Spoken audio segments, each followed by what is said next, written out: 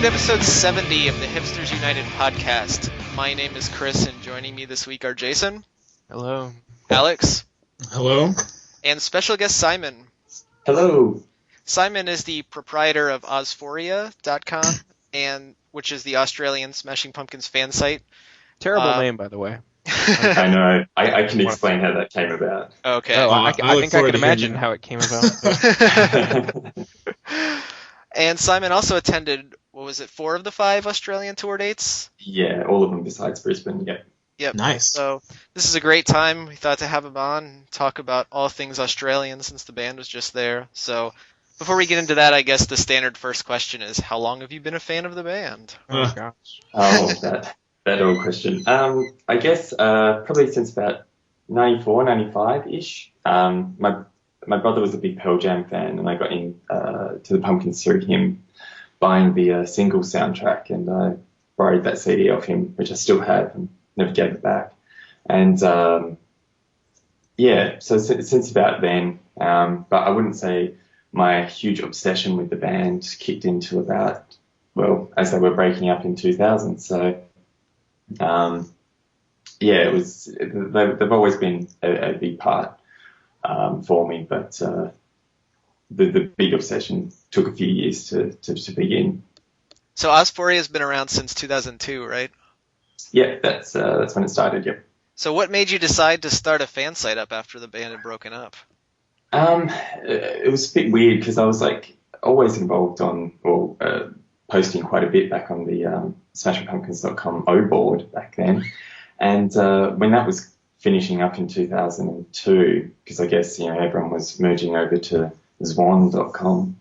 There were a huge number of Australian fans that I'd become friends with, and I was a bit worried in losing contact with them. A lot of them weren't, I guess, necessarily interested in what was happening with Zwan, so they weren't going over to that message board. And at the time, I was just starting to get heavily involved in bootleg trading and everything like that, and it was hard to find traders that were willing to send physical copies out to Australia back then, and so it made sense to, I guess, form a trading community, and that's what Ozphoria essentially started out as. We were just keeping in contact with traders around Australia that would do bulk trades with someone in the US or the UK or whatever, and once we got everything here, then we'd distribute it amongst ourselves. So it was that, and also at the time I just started studying web design at uni, and I thought, I need a pet project that I can, hone my skills on and train myself a bit. So I started up a fan site, and it just sort of evolved from there. And my girlfriend at the time, who's now my wife, I met her via smashingpumpkins.com as well. And so, she's a graphic designer also, and it was sort of, I guess, a good practice site for us before we entered the real world of, the business of design. It became a good hobby site to base stuff on. And I guess I should explain how the name came about. Yes, please do. Yes, I do. It was a bit of a joke between a friend of mine. We were sitting there and we were just like, look, we've got to register something.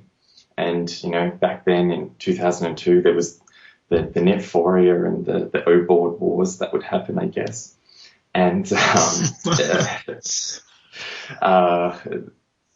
it was just a joke of, hey, let's just call it Ozphoria. So we registered that because it was a cheap domain that we could get. And then it kind of stuck. And then people started recognizing it from that, and then now we're just, stuck with it, I guess. So there's no association. There's no association. It's such a meta reference, though, It is. I know. There's a part of me that every time I look at it, I'm like, oh, it makes sense, but yeah, I don't know. Well, I was saying that in a positive way. Oh, okay. Oh, thank you. So is most of your traffic still from Australia? We disagree more on the podcast about whether Ozphoria is a good name for a website than we do over whether Smashing Pumpkins songs are good or not. Sorry, what was that last question? Oh, I was asking if most of your traffic comes from Australia still, or if you get a lot of outside Australia people that come to your site for just general Smashing Pumpkins news. It's predominantly still from Australia. Obviously, we still get quite a bit of traffic from the US. A lot of South American fans as well, which is great. But predominantly everything that we get from Australia. I guess anecdotally, I remember downloading a bunch of stuff. There was a period of time, maybe it's still the case, where Ozphoria had some really great Zwan stuff.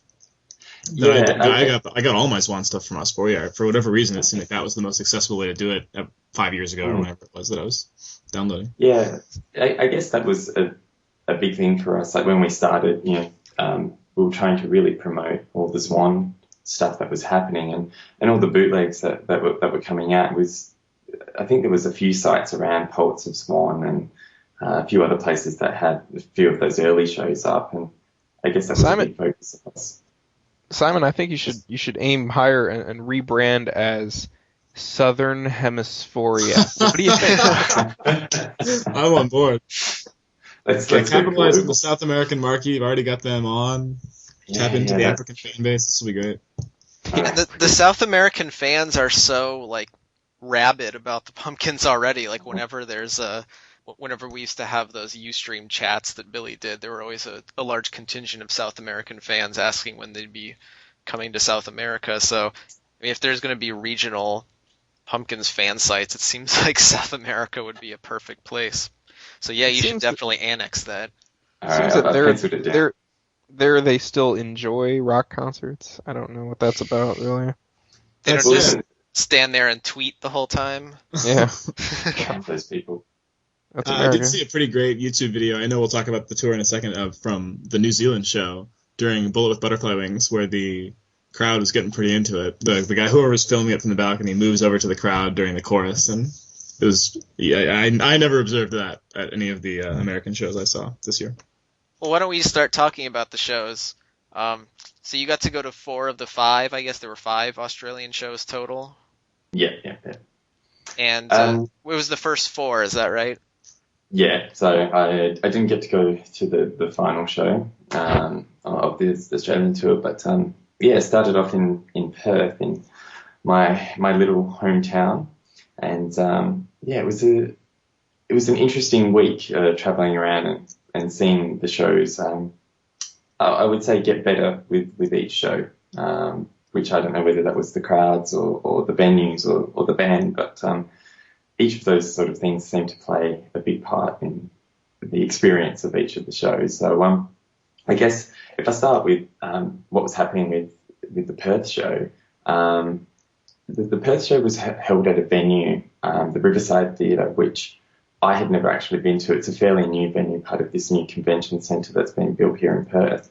And the only other concert, musical concert that I know that's been held there, because usually it's used for I've been there for a design conference. I've seen stand-up comedy acts there.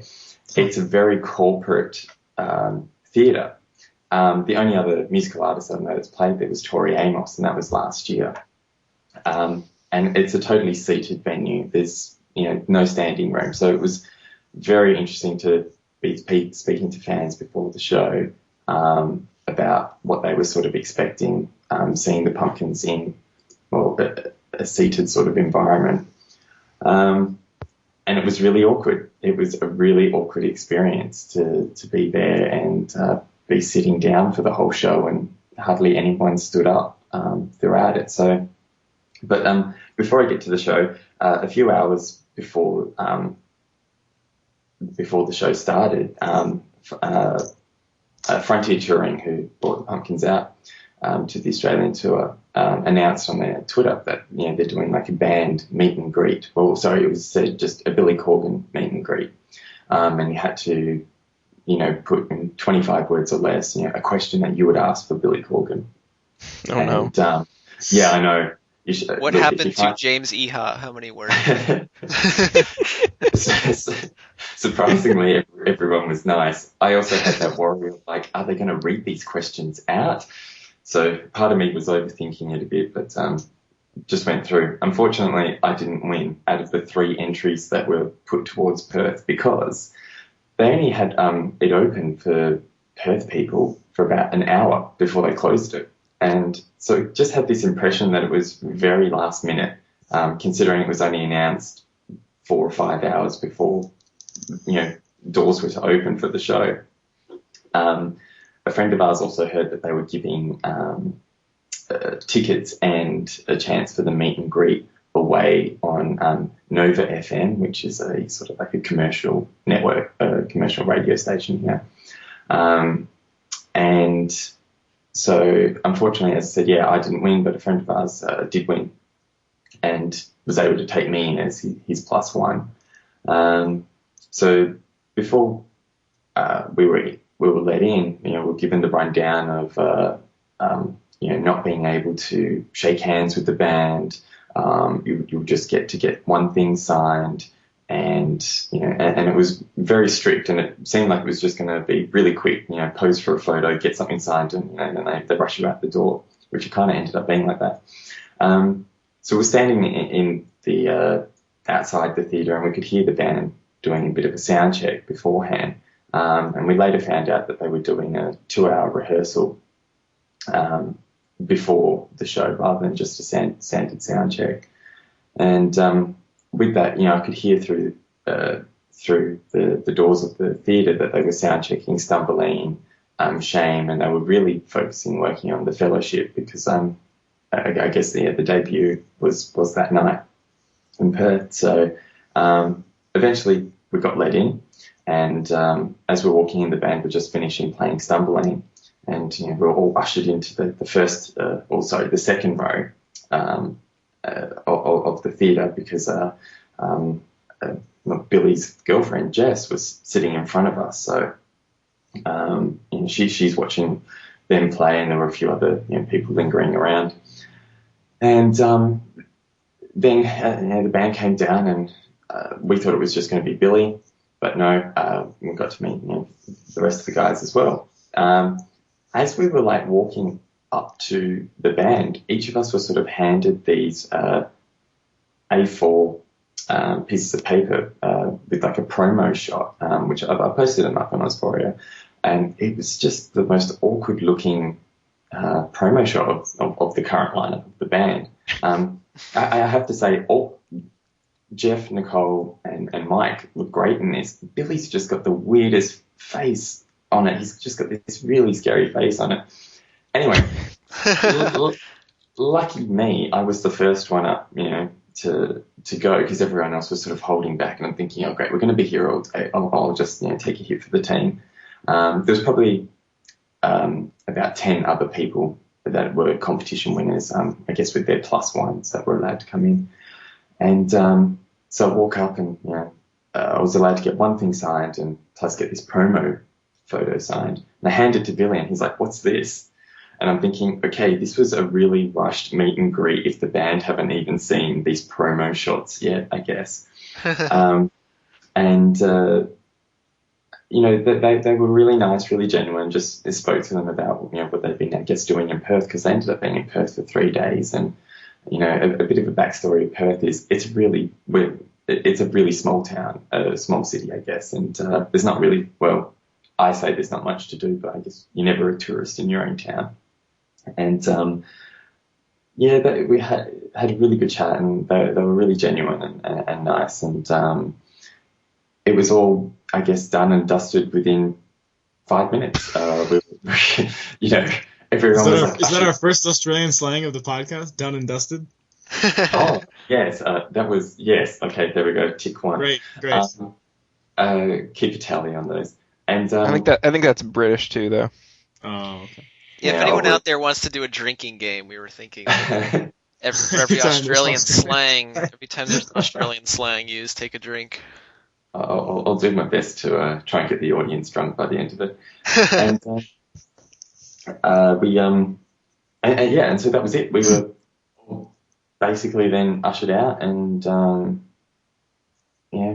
waited outside until the show sort of started. The show itself was really interesting to watch, I guess. I was about 10 to 15 rows back.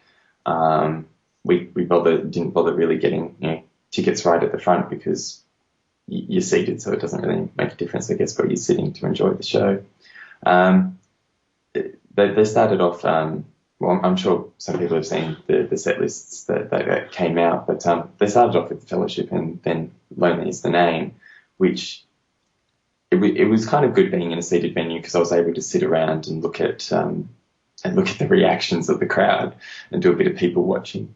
And I think there were a few confused looks by people of like, okay, these are two new songs that I guess 99% of people there didn't know and hadn't heard. And, as the show went on and more of the hits were played, people started to get into it a bit more. We had a guy next to us that the only time that I saw him clap or stand up out of his seat was when Bullet with Butterfly Wings came on. He was there in his silver pants and Zero shirt, so I think he was reliving the film clip in his head as it was playing, and wow. He was up of for the whole rat genus. Yeah, he stood up, rocked out to that song, and then just sat down, and that was it for the rest of it. So money well spent for that. Yeah, I was going to say the best $80 I ever got in my life. Yeah, pretty much. Simon, did you say that people sat down in general? They would, as opposed to because my experience with seated venues at rock concerts is everyone stands, sort of like in deference to the band. But is that is not the case at this show? Yeah, it was really weird. Like I've been to other seated concerts, and everyone stood up, and I was honestly expecting that to be the same, and no, majority of people sat down. I don't know if it was the venue itself or that it was a Tuesday night in Perth and people was it like stadium seating or something? Or because I would think what happens is like as soon as someone stands up, the person behind them has to stand up, and like it sort of exactly.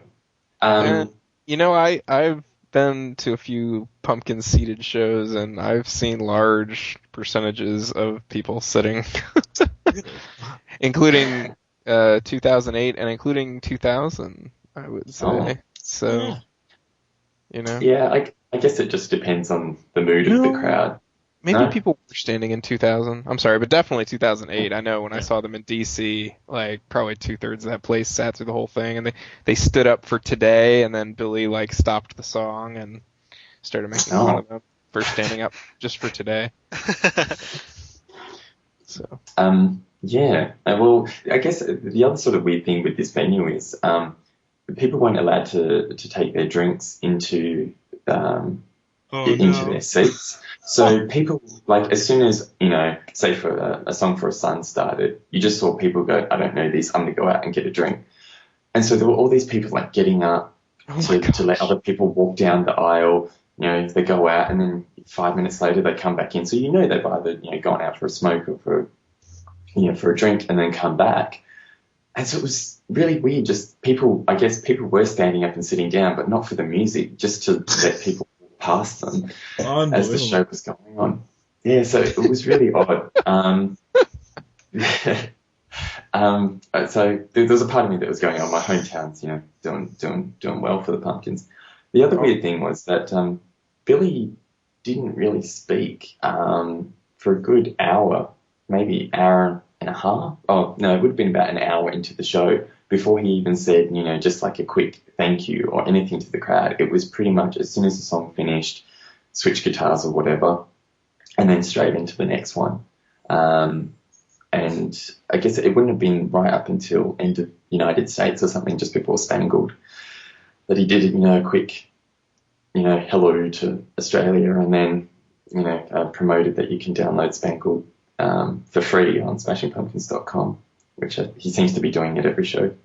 I just can't imagine seeing United States with everybody around me sitting down. It was weird. They were still getting into it. Everyone was still enjoying it, and there were a few people who, obviously during United States, shouting and cheering, especially Mike during his drum solo. But the rest of the time it was just a bit weird.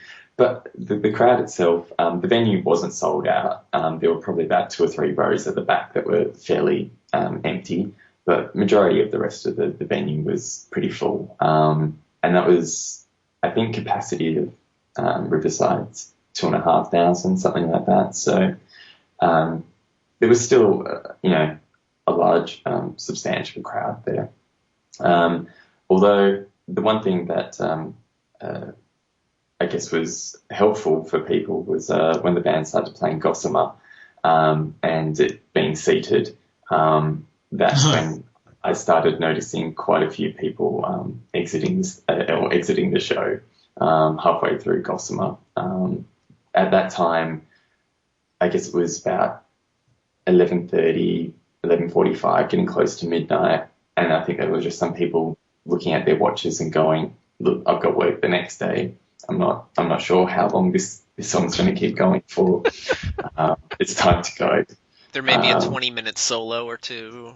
Oh yeah, exactly. Yeah, damn those 20 solos, minutes plural, 20-minute solos. Yeah. Oh, right. Yeah, we get our money's worth down here. You know what's hard about doing? We're on podcast number 70, Chris. Yep. And I haven't been part of all of them, but I've been part of many of them, and I do not remember what stories I have told at this point. And so I'm really afraid being a radio to DJ.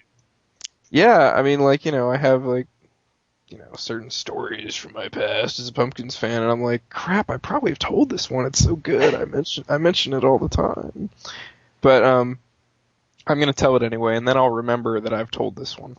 Okay, so some faithful Hipsters United reader can link to the previous podcast. Yeah, please do. I love that. Okay, then we can edit the podcast to remove this whole part if it turns out to be true. Okay, so 2002, Zwan is doing their stand of shows at the Hideout in Chicago, which is this tiny, it's holds maybe 150 people, probably not even that, right? And they did 9 Monday night open mic nights. It wasn't technically open, but so at the last one of 9 weeks, Billy is the last performer, and as he's gonna go on, he says, I'm paraphrasing, but he says, I've always had this fantasy that one night we and the Pumpkins would just play, and we would play until everyone left. And so tonight I'm going to do that. And this is the longest song I've ever written.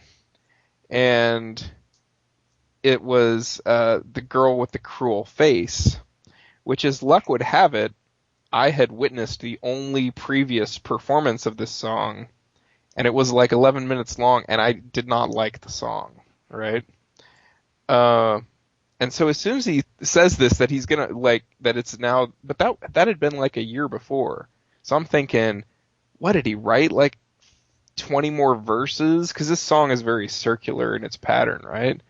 So I'm hearing him say it's the longest song he's ever written. He's gonna play until everyone leaves, and it's a song I don't like. And I'm thinking, did he stretch this thing out to 30 minutes or whatever? And it's a Monday night, and it's it's now a Tuesday morning. It's already 2:30 in the morning, because these shows started at 11:30, and they had tons of performers. I mean, it was a ridiculous thing, right? So it's 2:30, I'm dead tired, and Billy's saying this, and he's starting to play a song I know I don't like, and I walked out. Yes, I walked out on Billy. So yeah, that's my story. That's a feather in your cap, Jason. Thank you. I'm proud. It's there have to be fans crazier than me who would. Yeah, right. If anyone ever accuses you of being too big of a Pumpkins fan, you say, "Look, I walked out of a concert. I walked out one time under these extreme circumstances." Did the band seem to acknowledge at all that everyone was sitting down at this Perth show, or did they just play their standard set and not really say anything about it? No, Billy. The only sort of interaction that he ended up having with the crowd was he was chatting, and obviously there were people shouting out requests of, play Soma, play Mayonnaise, everything that, the standard shout outs that the crowd seemed to have. And he went to say something. I have to say, I do remember a guy shouting out "wound," and I was thinking, wow, okay, good on him. You know, it's not going to happen, mate. Yes, number 2, take a drink. Number 2. It didn't happen, obviously, but you know, I was hoping. Tree of Mercury. And then Billy paused and he said, "Look, this is usually the moment that I would say something back to the crowd and piss everyone off, and you guys didn't pay to hear that tonight, so I'm going to be good Billy tonight, and you know we'll just continue with the show." And that was it. And then they just kept playing. So he didn't really. And this was the worst show on the tour, you said. Yeah, for me. Yeah, I just wanted to throw that out. Out. Good Billy, bad show. Yeah, it just doesn't work. People want anger. And so that was it. He didn't really, I guess, antagonize the crowd that they weren't getting into it. I definitely could see that the band were enjoying playing Gossamer towards the end of it and just thinking, yes, we're messing with these people's heads. And that was it. But it was interesting, after the show, we're walking out and bumping into a few friends that we've got and, you know, just chatting with, you know, groups of friends that they were with, and everyone seemed to really enjoy it. And when I was asking everyone, you know, did you find it weird that everyone was not really getting into it and sitting down? Everyone sort of agreed. And I'm thinking, well, why didn't anyone take the moment to stand up and, you know, be that person to get everyone into the crowd, but to get everyone into the show? But I guess no one could just be bothered to be that guy at the concert. So see, you'd already taken your hit for the team that day, Simon. Exactly. So you were sitting around waiting. Isn't anyone else in Perth going to stand up? Well, see, I didn't want to do it. I'm 6'7" in height, so I didn't want to be that guy that blocks the girl behind me and have her boyfriend knock me down or something like that. So, I stayed in my seat and clapped politely and enjoyed the show and tweeted throughout. We can all be reminded of the Simpsons episode where the Smashing Pumpkins were on, everyone's standing except for Otto, who's sitting down, and he says, "Sit down, you're ruining it for everyone." So I guess there's not much else I can really elaborate from the Perth show. You know, the actual flow of the set, which ended up being very similar for the rest of the tour, I have to say really worked.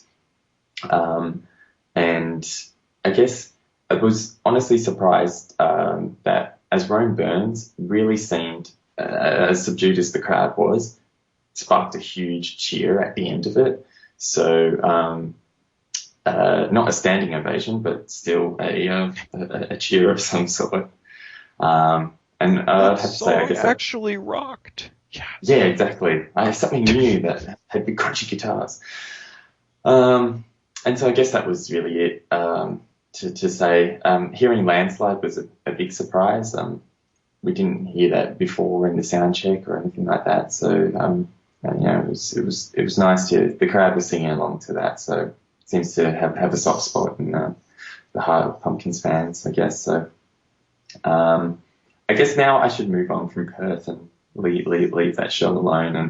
And we flew out the next day and landed in South Australia in Adelaide, which was I possibly think it was the smallest venue of the tour, not in actual in just capacity wise. I think it's only about 1,000 or so people. It could be very similar to the Brisbane show, which is the Tivoli Theatre.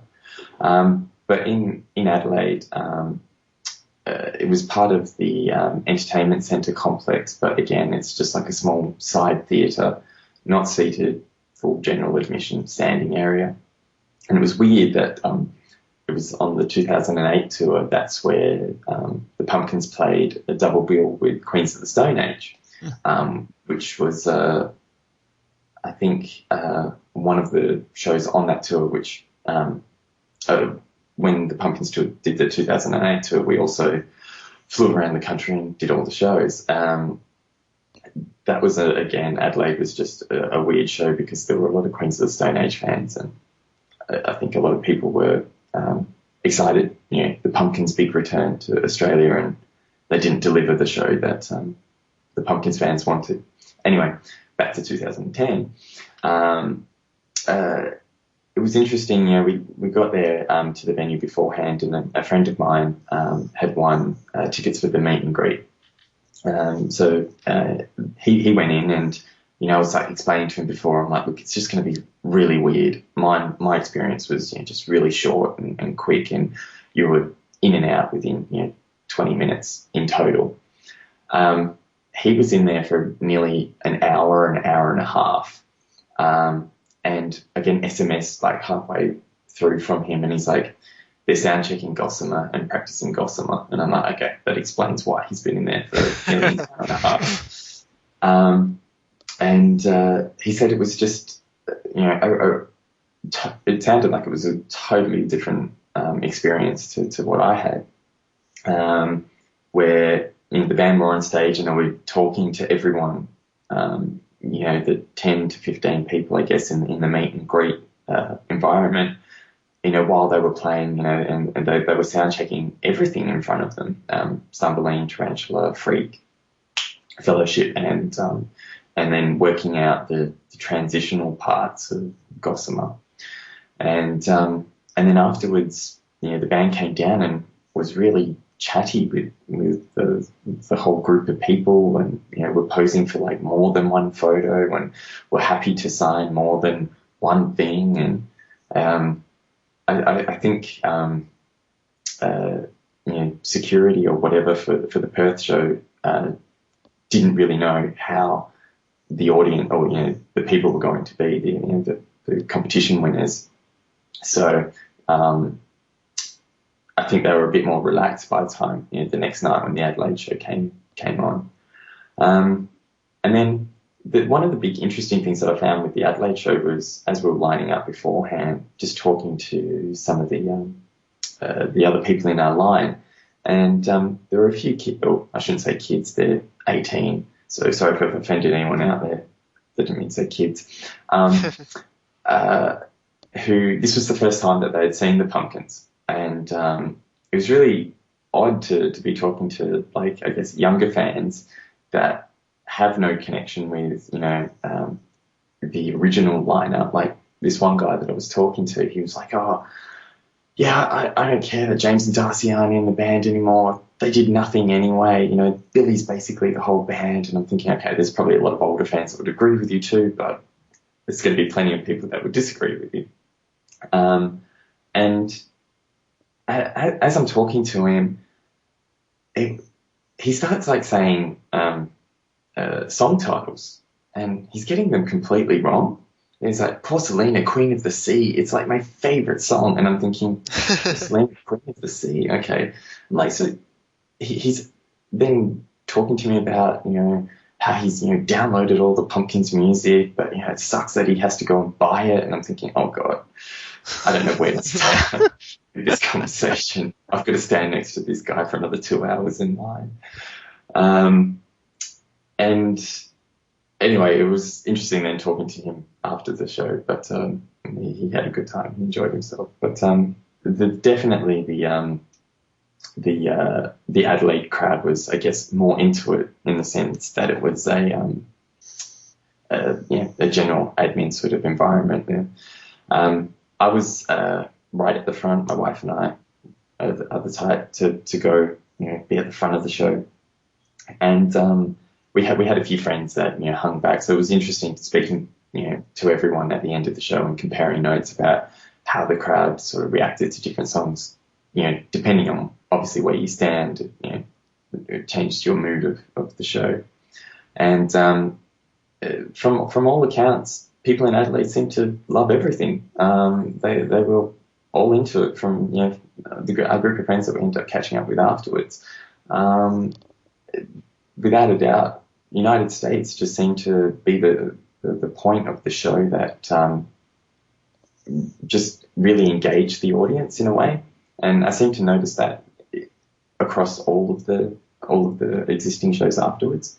That I guess throughout it, there's the different parts of the current version of United States that each member has their own little bit to shine, I guess. And the crowd really, really went into it. And the newer songs seem to go down well. Song for a Son always seem to get a really big cheer.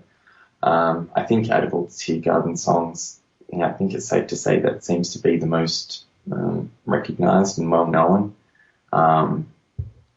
especially here. Sorry. Oh, I was just going to say it's got to be the 2 out of 10 it received on Pitchfork. I think with Song for a Son, I know that is the song that's predominantly got radio play down here. Nothing else since then has really been on rotation on any of the radio stations. No, besides, I think Freak got played like once on Triple J radio down here, but even Nova FM, who were giving tickets away and giving chances for the meet and greets. Apparently, any time that they would, announce the meet and greet or whatever competition, they would play 1979 or Beloved by the Flat Wings or something like that. They would never play, a new song, so which is understandable, I guess.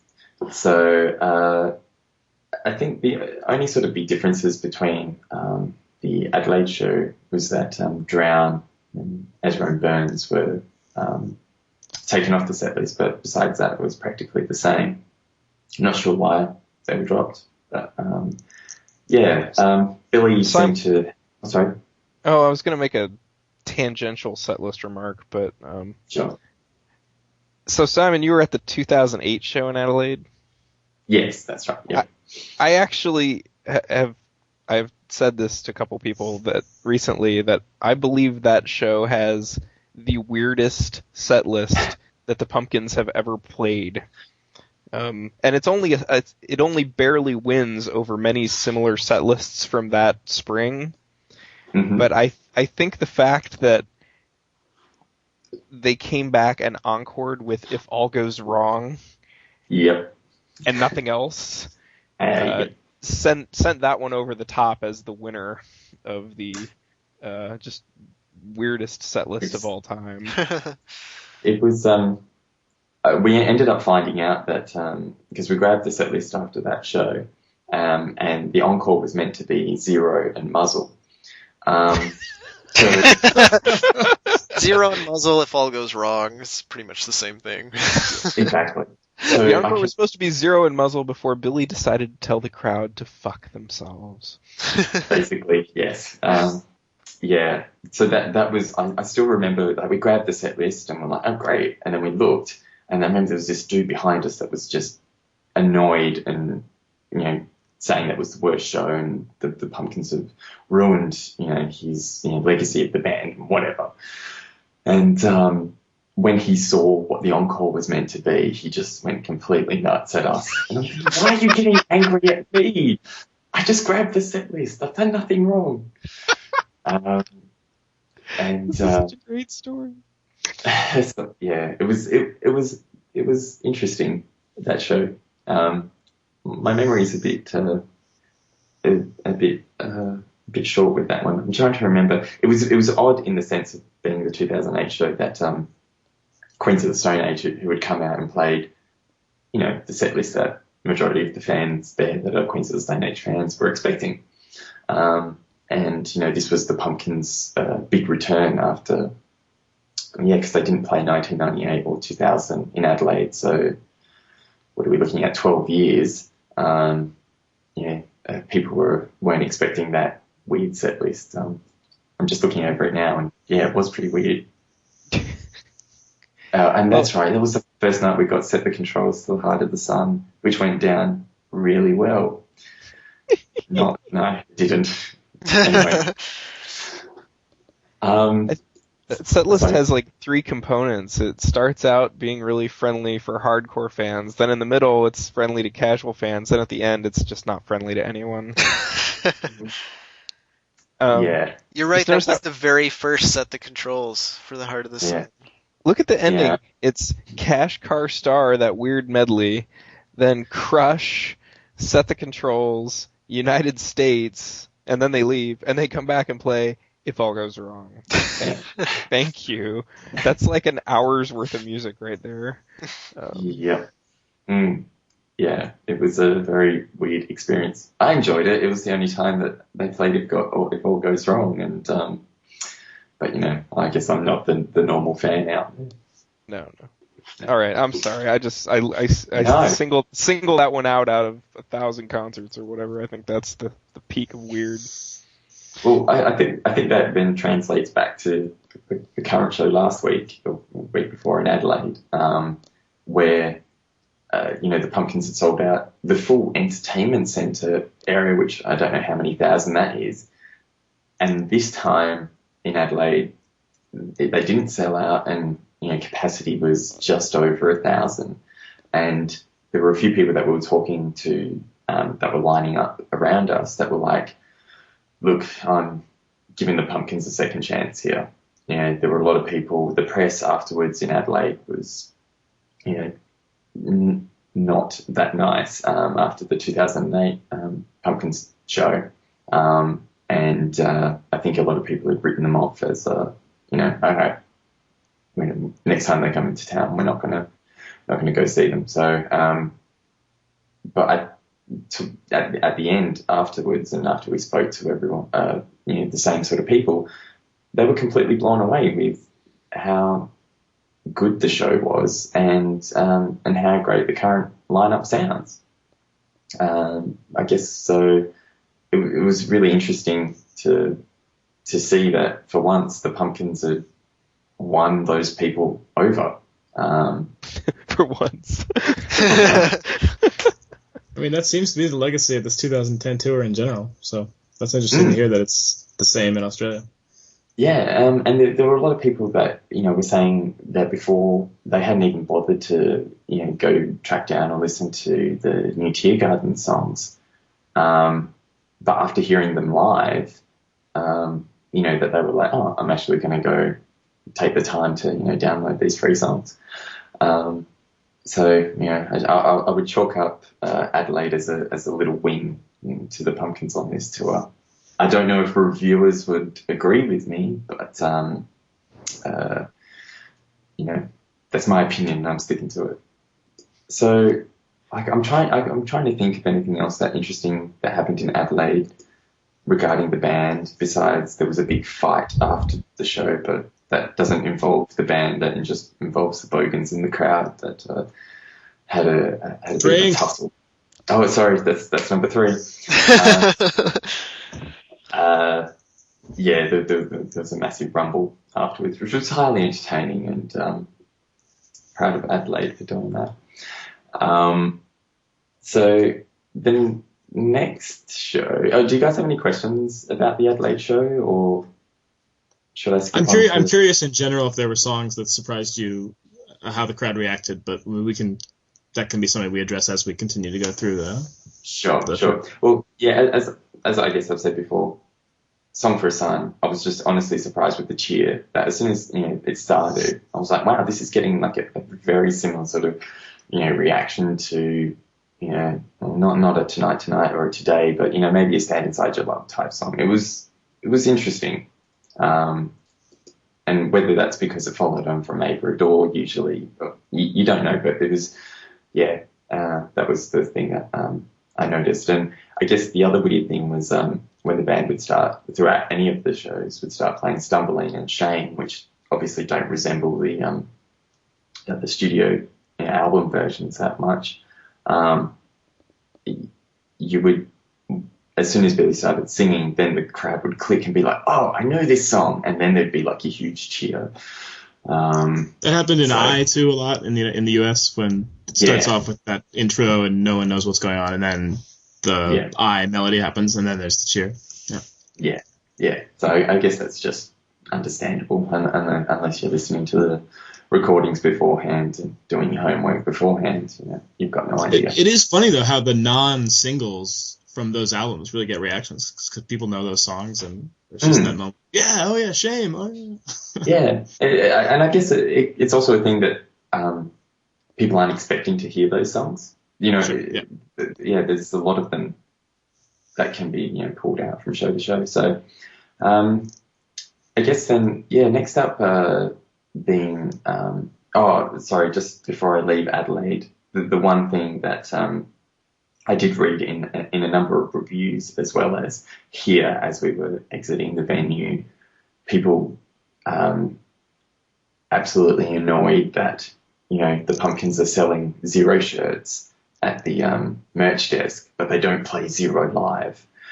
And it was I just kept walking. I didn't want to get into any discussions or arguments with any angry bogans, but yeah, it was actually hilarious to hear that. And then the rest of the shows, I'm like, oh, please, just play Zero, just to satisfy those guys that are obviously going to be pissed off at the end of it. So it'll take 2 months. Just do it. Yeah. Just get over and done with. Just even play it during the encore. Just play it over loudspeakers or something.